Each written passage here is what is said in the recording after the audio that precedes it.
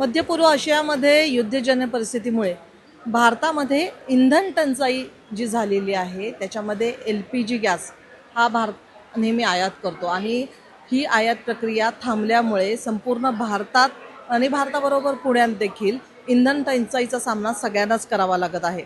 अनेक विद्यार्थी पुण्याकडे अभ्यासाच्या ओघाने किंवा पुण्यात सावित्रीबाई फुले पुणे युनिव्हर्सिटी आहे ज्याला ईस्ट ऑक्सफर्ड म्हटलं जातं।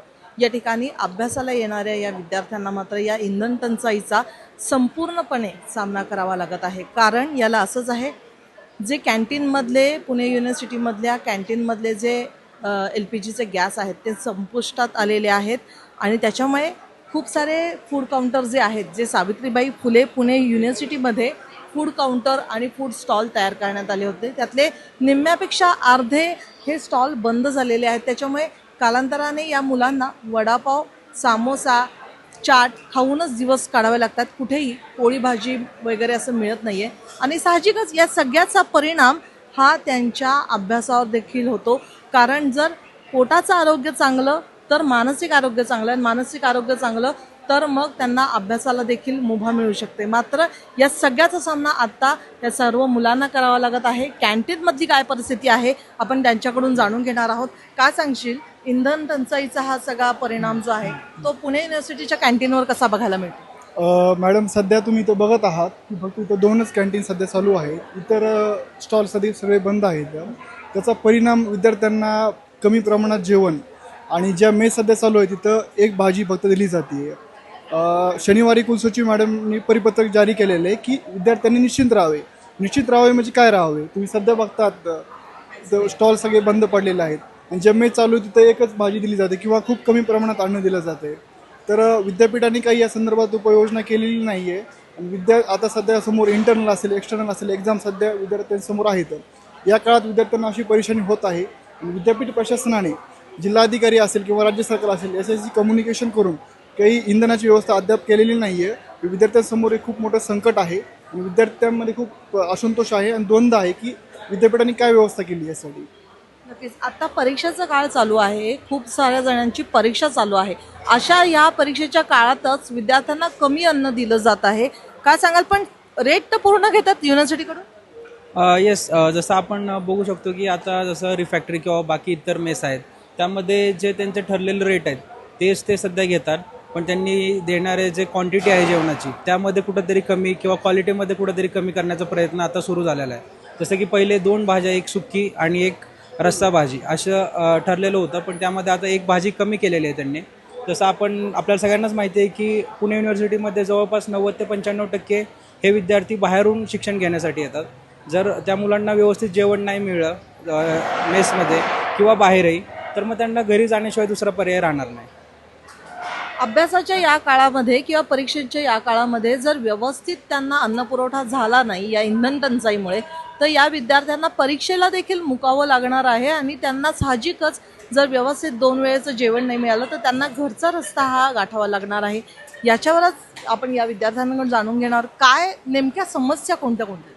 जसं मॅडम आता म्हटलं इथे आता इंटरनल एक्झामचं वगैरे पिरियड चालू आहे, त्यामुळे मुलांच्या परीक्षा वगैरे सगळं चालू आहे सर्व विद्यापीठामध्ये। तर मुलांना ते योग्य वगैरे अन्न मिळालंच नाही। तर आता खूप प्रमाणात आपल्याला सर्व मेसवर असं दिसून येते की भाजी खूप कमी प्रमाणात देण्यात येत आहे। 50% वगैरे भाजी कमी केलेली आहे, रेट पण वाढलेले आहे आणि मध्यम वर्गातून आलेले खूप सारे विद्यार्थी आहे इथं 70 ते 80% मुलं वगैरे खेडेगावातून आलेले असतात। बाहेर पण आपण जर बघितलं तर बाहेरच्या पण मेस वगैरे विद्यापीठाच्या बाहेरच्या मेस पण वगैरे बंद पडलेले आहे आणि तिथं रेट पण 30-40% वाढलेले आहे। त्यामुळे बाहेर पण मुलांना ते परवडण्यासारखे आहे नाही। त्यामुळे आता ते मुलांनी बाहेर सोय कशी करायची आणि विद्यापीठामध्ये कसं जेवणाची सोय करायची हे सर्वात मोठी अडचण विद्यार्थ्यांसमोर तयार झालेली आहे। त्यामुळे आता विद्यापीठांनी त्यांना योग्य काहीतरी पर्यायी व्यवस्था करून नाही दिलं तर विद्यार्थ्यांचा परीक्षावर थेट त्याचा परिणाम डायरेक्टली दिसून येईल असं आपल्याला एकंदरीत विद्यार्थ्यांमध्ये असंतोष असं निर्माण झालेला आहे। तर काय व्यवस्था असावी काय नाही, विद्यापीठानं काहीतरी एक ठोस पर्याय व्यवस्था करून द्यावी हे विद्यापीठातल्या सगळ्या विद्यार्थ्यांची मागणी आहे। तर विद्यापीठाने याची गांभीर्यानं विचार करायला पाहिजे, कारण की खूप गंभीर समस्या आहे। इथं मुलं शिकासाठी येतात आणि शिक्षणासाठी जर योग्य त्यांना अन्न जर भेटत नसेल आणि शिक्षणच योग्य तरीने होत नसेल तर याचं काही मुलामध्ये ते योग्य काही होणार नाही भविष्यामध्ये. त्यामुळे विद्यापीठाने गंभीरतेने विचार करायला पाहिजे. नक्कीच विद्यापीठाने या गोष्टींचा गंभीरपणे विचार करणं गरजेचं आहे, कारण या मुलांच्या दिवसाच्या चहाची सुरुवात ते रात्री जेवणापर्यंतचं संपूर्ण नियोजन या कॅन्टीनवर किंवा या फूड मॉलवर अवलंबून असतं. आपल्याबरोबर त्यांचेच एक सर आहेत, त्यांच्याकडून आपण जाणून घेणार आहोत कशा प्रकारे विद्यार्थ्यांना तुम्ही दिलासा देताय किंवा ज्या प्रकारे मुलं आता हे कॅन्टीनच्या सगळ्या गोष्टींना त्रासलेत, काय सांगाल तुम्ही, कसा धीर देताय मुलांना? आता सावित्रीबाई फुले पुणे विद्यापीठाच्या परिसरामध्ये मुलींचे 10 वसतिगृह आहेत आणि त्या ठिकाणी एक मेस आहे. त्या ठिकाणाहून काही मुलींचे आम्हाला फोन आले होते. त्यांचं असं सांगणं आहे की गेल्या 2 दिवसापासून त्या ठिकाणी केवळ डाळ आणि भात एवढंच दिलं जातं आहे. तसेच इतर काही महत्त्वाचे कॅन्टीन जे आहेत, अनेक कॅन्टीन जे कोरोना काळामध्ये बंद होतं ते अजूनही बंद आहे. मला असं वाटतं की जे अगोदरचे बंद कॅन्टीन होते त्याच्यामध्ये परत ही भर पडत चालली की ऑटोमॅटिकली बाकीचे कॅन्टीन बंद होत आहेत. आणि विद्यापीठ प्रशासनाशी आम्ही चर्चा करतो आहे. त्यांचं म्हणणं असं आहे की आम्ही कसल्याही पद्धतीची टंचाई येऊ देणार नाही, विद्यार्थ्यांना अडचण निर्माण होणार नाही.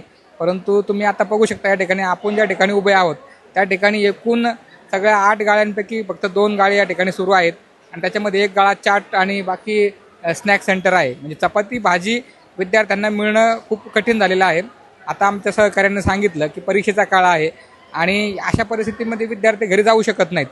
तर विद्यापीठ प्रशासनाने ठोस भूमिका घेतली पाहिजे आणि काहीतरी धोरणात्मक पर्यायी व्यवस्था या ठिकाणी निर्माण केली पाहिजे अशी आमची मागणी आहे. जना सर, आमच्याशी बातचीत केल्याबद्दल. तर विद्यापीठाने जे विद्यार्थी इथे शिकायला येतात, इथे राहतात, या सर्वांची जबाबदारी घेऊन योग्य ती काळजी घेऊन इंधन टंचाई जरी असली तरी मुलांच्या या कॅन्टीनवर परिणाम न होऊन देता काहीतरी नियोजन करणं गरजेचं आहे, जेणेकरून या परीक्षा काळामध्ये मुलांचं मानसिक शारीरिक हे सगळं स्वास्थ्य व्यवस्थित राहील आणि मुलांना परत जी परीक्षा येणार आहे त्याला व्यवस्थित गुण मिळणं पण आवश्यक आहे. या इंधन टंचाईचा सगळाच परिणाम प्रत्येक तळागाळातल्या व्यक्तीवर होत आहे, तसंच या विद्यार्थ्यांवर देखील होत आहे. त्याच्यामुळे विद्यापीठ प्रशासनाने या सर्वांचं योग्य नियोजन करणं तेवढंच गरजेचं आहे. व्हिडिओ जर्नलिस्ट रोहित वनकटेसह प्रतीक्षा पारखी, LS मराठी, पुणे.